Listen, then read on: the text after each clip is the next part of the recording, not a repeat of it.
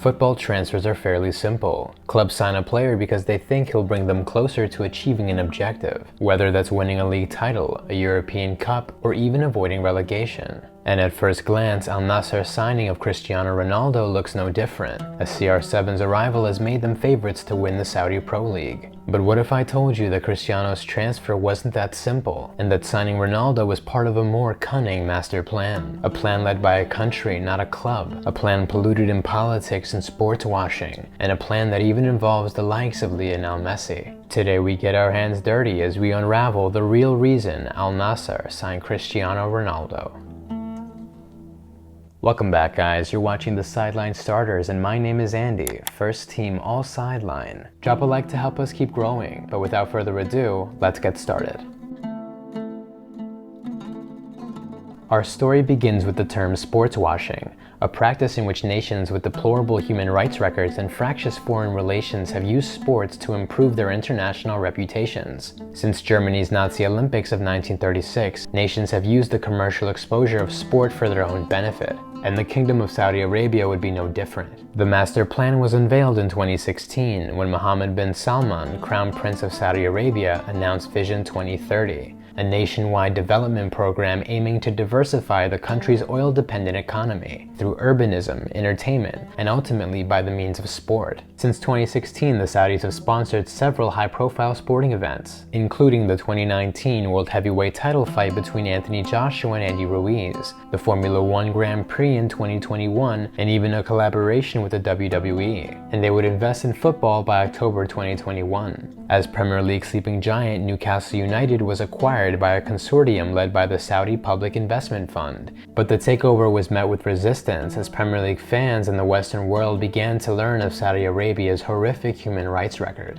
Among the concerns was their treatment of women, who had only been granted the right to drive and to attend sporting events as recently as 2017.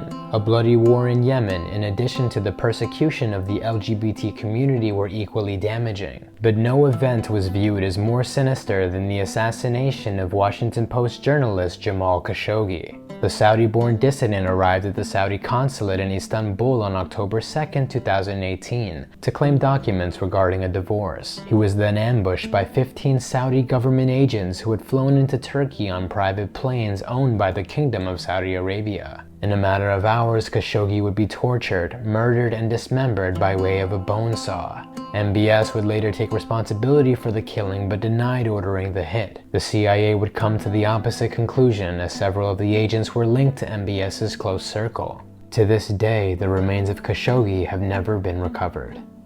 With all that being said, the takeover of Newcastle would continue, but the kingdom needed to clean up their image, and what better conduit to gaining world favor than employing the world's most beloved player? Lionel Messi, deemed by many as the greatest footballer of all time, is respected not only for his footballing ability, but for the values associated with his public persona. The Argentine legend is commonly regarded as humble, selfless, and loyal. These traits, accompanied by a sporting genius, saw the Saudi Arabian government seek his partnership, and they were successful. In May 2022, Saudi Minister of Tourism Ahmed Al-Khatib revealed Messi as their new global ambassador for tourism. Messi would take to Instagram that same day, posting a photo of himself aboard a boat staring into the Saudi sunset, with a caption that read, "Discovering the Red Sea, #Visit Saudi." At the time of posting, Messi's Instagram boasted 370 million followers. It now has 435. With Messi's help, the kingdom projects that tourism will account for more than 10% of the nation's GDP by the end of the decade, compared to its 6.1% contribution in 2021, the year before Messi's involvement. And Saudi Arabia's obsession with 2030 is no coincidence, as Vision 2030 has aligned itself perfectly with the largest sporting event on the planet, the FIFA World Cup. As evidenced by Qatar, the World Cup is a sports washing jackpot. Despite years of investigative journalism chronicling the murders of migrant workers, the persecution of LGBT people, and the systemic corruption of governing body FIFA, the 2022 tournament proceeded as scheduled. A tournament that won't be remembered for the death of American journalist Grant Wall, or for the thousands of bodies potentially buried beneath the Lusail Stadium, but rather as the tournament that gave us the greatest final in World Cup history. And that's what Saudi Arabia wants, the glory that comes with hosting a World Cup, as evidenced by their anticipated bid with Egypt and Greece, set to be announced in 2024. That leaves the kingdom with less than a year to make their bid as attractive as possible. And while having FIFA's current champion as an ambassador increases tourism, and owning a Premier League club attracts global consumers, the Saudis still wanted to gain respect for their own football. Beating Argentina in their World Cup opener was an amazing start, but they still needed one more piece to finish the puzzle, and they found that piece about a month later.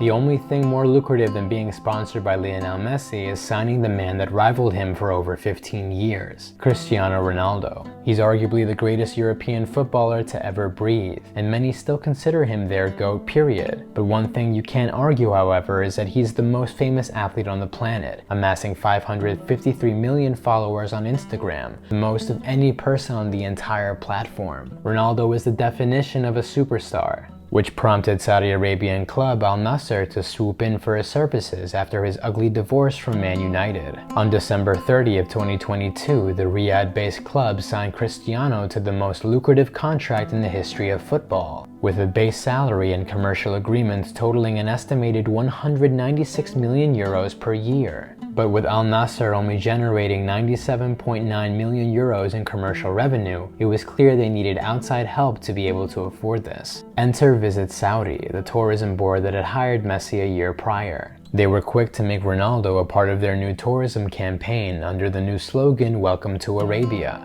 The tagline was seen during Ronaldo's first press conference, as well as his presentation in Marsul Park, a spectacle that was attended by over 25,000 fans. The president of Al-Nassr, Musali Al-Muammar, was also sure to thank Mohammed Al-Qurashi. Al-Qurashi has an executive role at Saudi media company, who just so happened to be the operators of Marsul Park, Al-Nassr's home stadium. It was reported that Al-Qurashi was the chief negotiator in Ronaldo's deal, brokering for days in secret within the walls of Madrid hotel rooms. The Saudi state was clearly just as invested in Cristiano's transfer as Al-Nassr was. After all, they even allowed Ronaldo and his partner Georgina Rodriguez to live together despite not being married, a clear violation of Saudi and Islamic law. And so it was. The most recognizable face in world sport was now the face of the Saudi Pro League. And his impact was immediate. Since Ronaldo's arrival, Al-Nassr's Instagram following has increased by over 1,500%.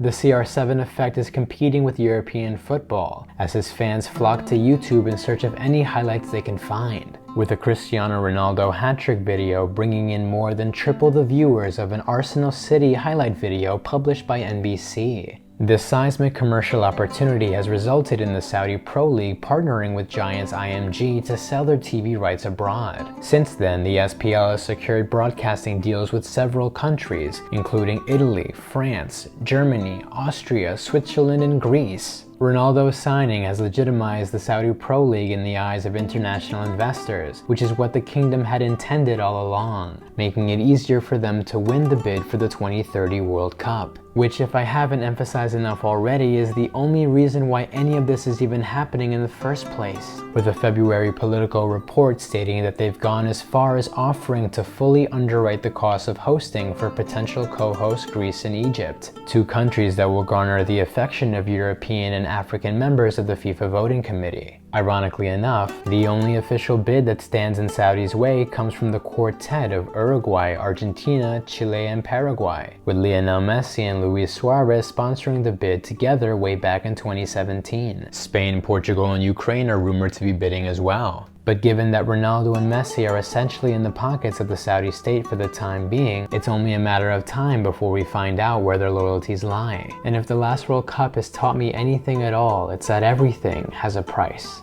And the 200 million euros it took to bring Ronaldo to Saudi Arabia is already starting to look like a bargain. He's brought respect, affection, and attention to a region that money can't even begin to quantify, and will be instrumental in ensuring the success of Vision 2030, a vision blurred by dotted lines and dollar signs, until the vision becomes clairvoyant, as we witness world leaders use finance to forge their own futures in the world of football, again and again and again. And that's all I got for today, everyone. Don't forget to comment, subscribe, and smash that like button. And if you want a feel-good story to make you feel better, click right here. I know today was a lot. Thanks, guys. Till next time, everyone.